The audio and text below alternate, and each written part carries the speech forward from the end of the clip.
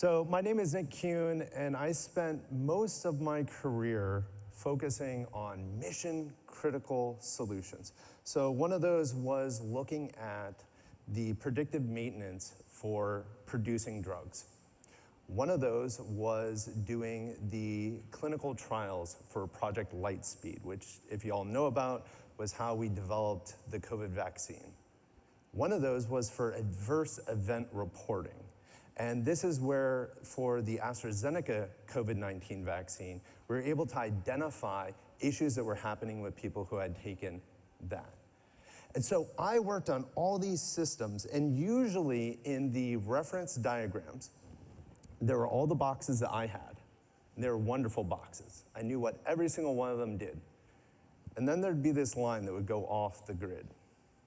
It's no longer on my reference diagram. That box usually went to some sort of legacy system. Sometimes it was a mainframe, sometimes it was a system that was several decades older than I am. That is the oldest problem that we have in IT. These systems that have been accreted for decades and decades and decades. But don't worry, because we have the newest, latest, greatest approach to solving the hardest problem. The problem that you don't even think that the humans would be able to solve. Guess what? We have AI. That's going to solve the problem, right? Not quite. So I want to stress the severity of this challenge. It wasn't just my pride that was hurt when I realized that my mission-critical systems actually depended on the real thing that was mission-critical. Mission-critical systems in terms of mainframes are a huge drain on our GDP. They have a huge impact on CIO retention, attention. They make it so that developers are focusing on things that are not delivering value or delivering for their mission. And so when you're dealing with the oldest problem, when you're dealing with that thing that was off on the side that we didn't want to talk about, there's this really hard challenge. I don't want to call it a fool's dilemma, but there's this hard challenge between, do we modernize or do we not modernize? Now, in terms of modernization, I think everyone in this room can champion these ideas. Well, we want to deliver some sort of innovation. We want to deliver our mission. We don't want to have systems where if there's something that goes wrong, we don't know how to fix it. We want to understand the systems that we're working on. An example here, I was working with a healthcare company recently, and they told me that to add an error message that told people the reason why their insurance claim was rejected was going to be $250,000. To add text that just was in that error message that said, this is the reason why you got rejected. The result of doing that would be students being able to actually go through the process of having their claims filed correctly. We want to get out of that, and we also probably have some costs that we want to get out of or get away from.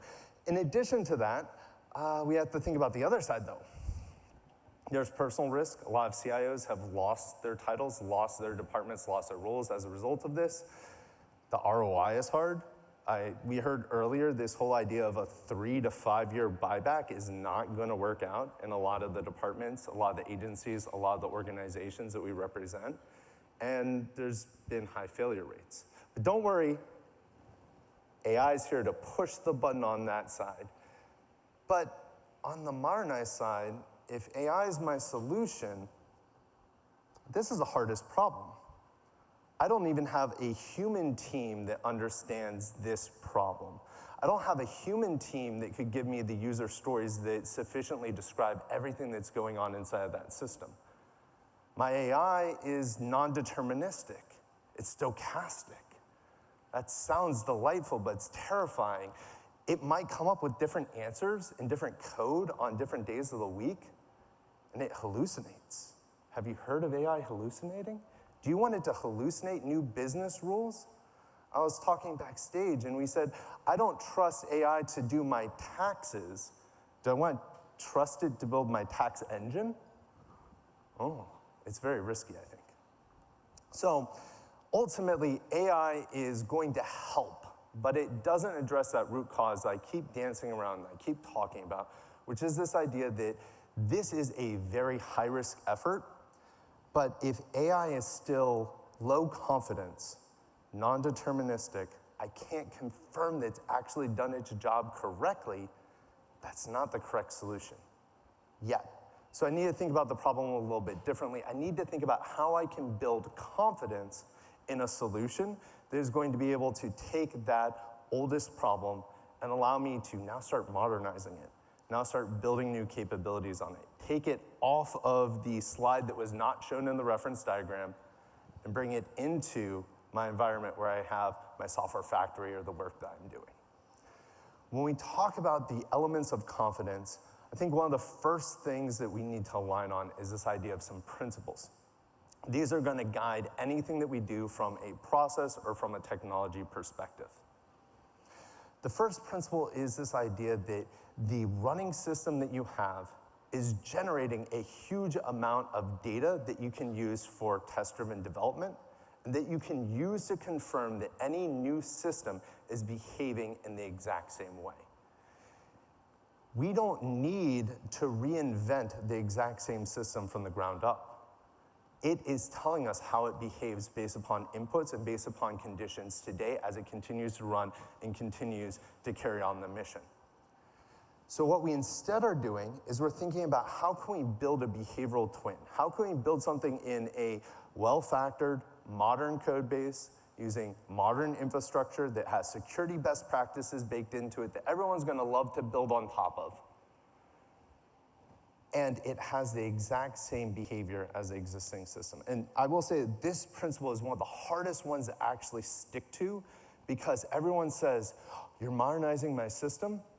Here are 50 years of backlog that I have. These are all the capabilities that I wanted to do. Pause. Principles.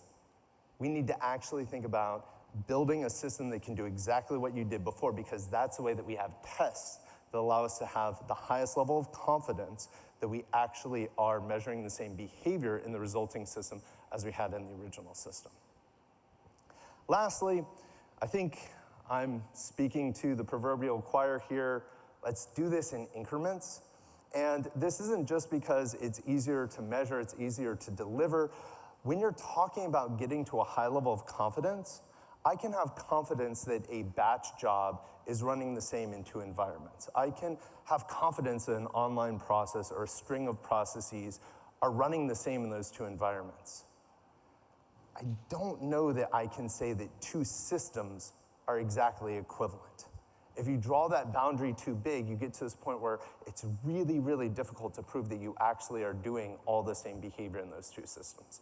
So, once you have those principles, you say, great, now we need to start executing on this. Now, executing on this process, you might think about it abstractly, think about it from first principles. First of all, I'm going to need to have some way that I can understand this entire mess.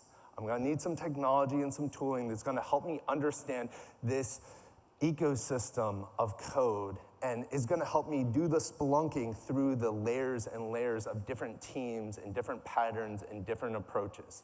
And I don't have documentation, and I don't have tests, and it was written and done differently, and sometimes there are comments I wish I'd never read.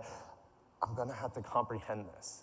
I'm going to have to understand fundamentally where are the entrance and the exit points for any of the executions that are happening. For these workloads, how can I understand what it looked like before the workload executed and after the workload executed? As long as I can focus in and get to that level of granularity, I now have a problem that I can solve. I can start capturing that data. And as you capture that data, you now are building up test suites. You are building up all of the tests that you can do. Now, these are very, very different than just unit tests or the tests that you might get from saying, AI, generate some code for me. You know, we all know that you can pass your own tests. If you write your own tests, you can pass your own tests, fantastic. This is saying, if I capture the data at the beginning and the end of execution, and I take those same inputs and I provide this to a new candidate workload, do I produce the same outputs? Now, to some of the earlier conversations, this is that idea of getting to a very precise measurement of equivalence between these two systems. This is about getting to a point where you now have confidence. You truly feel like this new system is doing the exact same thing as your original system. And it takes you now into a place where you can launch that into production. You can cut that over into your new infrastructure, and you're confident that it's creating the exact same mutations to your database. It's interacting with your file system in the same way. It's consuming message queues the same way. It is allowing you to say that the exact same behavior is now being satisfied by a totally different code base. And this is critically important for delivering that high-level mission that we wanted, which was the idea of being able to innovate on top of it. The third piece, and really one of the most critical elements for us to consider in terms of confidence, is this idea of determinacy. Now remember, when I said the AI jokingly was just going to push on that side of the scale and tip the scales and make it so that we say, yeah, let's modernize every single thing, rewrite all the things. The problem was AI is not determinate. AI doesn't necessarily produce code. It might produce beautiful code. It might produce idiomatic code, but I don't know that it's actually produced code that has the same behavior. Well, if you can solve for determinacy by using data flows, now you have the highest level of proof that you actually have something that is fully determinate. And so let's play a little bit of this hypothetical test. Let's say you had a junior developer who is writing code for you. How do you know that that code can be pushed into production? How do you know that it's safe for that code to be pushed into production? Well, you might do a code review. You wait for a green pipeline run. You might do some analysis to just make sure that it's delivered all the functions that you had identified in the documentation or the specifications that you had provided. Well, what if we can do those exact same tests? And it doesn't matter that it wasn't a human that fingers on keyboard wrote those keystrokes. It was done by the latest and greatest AI. Well, I now have a level of confidence that I did not have previously. I now have solved the big problem, the big thing that was making it so that AI wasn't the right solution. It's no longer a low confidence answer if I'm saying that code has to produce the exact same data flows. I've added determinacy to this scenario. So, a broad question for all of you: how do we trust AI to rewrite our legacy code? Well, my clear answer for you is don't. Don't trust it. Don't trust it at all. Don't trust it even a little bit. Instead, trust but verify. Let it try to rewrite your code. Let it rewrite your code. But use the highest level standards in terms of data flows and equivalence to confirm that it's actually producing the exact same behavior before you let anything run in production. This is like that old Kent Beck idea of, I write my test in the morning with coffee and I write my code in the afternoon with a beer. As long as you have the right tests around you, as long as you have that determinacy that is driven by data, you're going to be able to do this with confidence. And so this is what we're doing right now with Mechanical Orchard. So we have some organizations who are going through this process, and it's wild the first time you go through it because you say, yeah, I get it. AI can write code for me. Like, I think we've all seen demos, we've all seen scenarios, we've all seen videos. Maybe we've even written, some game or some app by prompting an AI. Fantastic, it can write code for me. But to write code that just satisfied the same standard that I made my human team deliver, that's that aha moment. When you go from a human team that needed to spend weeks writing code to saying, AI, I'm going to make you prove to me, just like those humans, just like those junior devs, I'm going to make you prove to me that you really wrote something that has the exact same behavior, and that does it. That's a really exciting and really interesting moment, and that's something that we're seeing in the projects that we're engaging on. So, recapping these elements of confidence for us, first of all, we have that running system. That is the specification. Add nothing, change nothing, delete everything you can. When you do that comprehension process, there's usually a lot of stuff that you can delete. Fantastic. Don't let any of your stakeholders come in and say, oh, we need to add all these backlog things. Great, fantastic. Love you. We'll get back to that. Don't worry. But first, what we have to do is we have to do what's best for you, which is to take that box and actually put it in our reference diagram, put it into an environment that we understand, put it into a code base that we can understand, make it so that a change request to add a little bit of error text is someone's afternoon versus $250,000 worth of build and test and confirmation. Let's do that first. And let's remember that as we're going through this process, we can continue to capture more and more data. Now, there are some great conversations that I'd love to have with you all as a follow-up, where you say, well, wait a second, we have these edge cases with our data. I don't know that you're going to be able to capture enough of it from the production system. Fantastic. I'd love to talk with you about that. I'd love to talk with any of the HR geeks out here about the 27th payroll that you have to do that only happens once every 7 years. Yeah, fantastic, let's talk about that. There are ways that you can solve that problem, but now we're talking about a very different type of problem that you can solve with engineering, and you can solve with computer science and the technologies that we have. Lastly, of course, we need to do this in an incremental manner. And one of the wonderful benefits of saying the behavior has to look exactly the same in the original system as the system that we are building is that you've made it so that cutover can be done incrementally. So a batch process might now be running in your trusted cloud environment, on-prem, off-prem. It might be running inside that new environment, your target platform environment, but it's writing files that are being picked up by things that are still existing on the mainframe. You can still have that intermediary state, and the reason why you could do that is because you've held all of your candidate workloads to that highest standard of acting exactly like all of the code that used to be on your mainframe.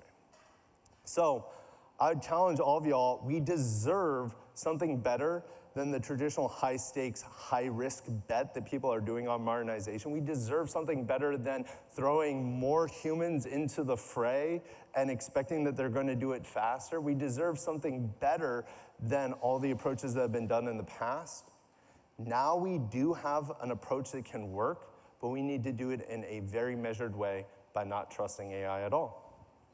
If you would like to get in touch, my colleague will be presenting here tomorrow, Edward Height, and we'll also be around to talk about those really fun topics, such as if you want to get into data flows and what are the complexities for being able to actually do this. But I hope that this has given you a new reason to not trust AI, but maybe to use it to actually build some mission-critical systems. Thank you.